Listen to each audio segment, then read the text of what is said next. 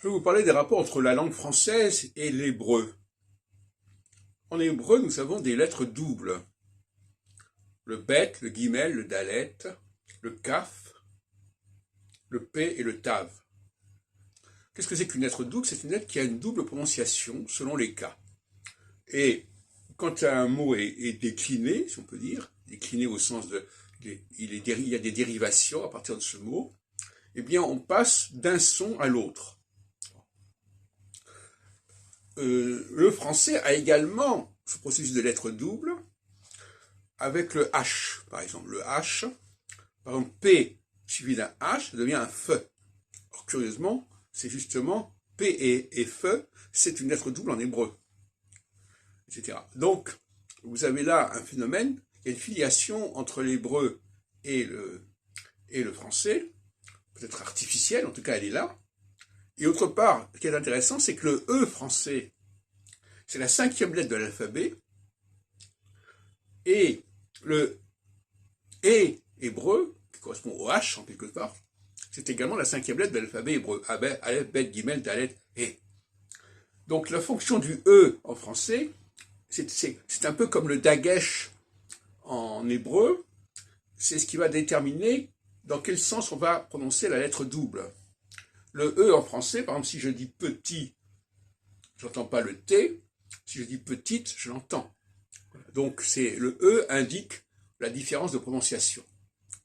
Alors ici, c'est prononcé ou pas prononcé. C'est pas double prononciation, c'est prononciation ou absence de prononciation.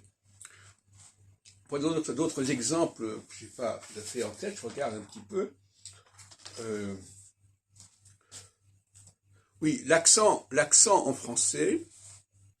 Certains croient que l'accent en français, l'accent circonflexe notamment, comme dans forêt, c'est pour remplacer le S.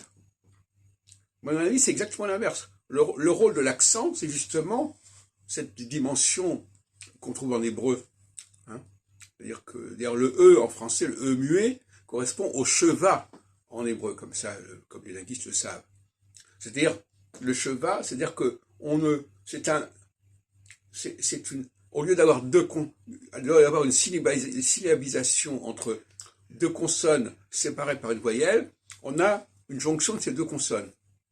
Chashavti, par exemple, Chashavti, j'ai pensé, eh bien, il y a un cheva, parce que Chashavti, le vete, eh bien, ce sont deux consonnes qui ne sont pas connectées par une voyelle entre elles.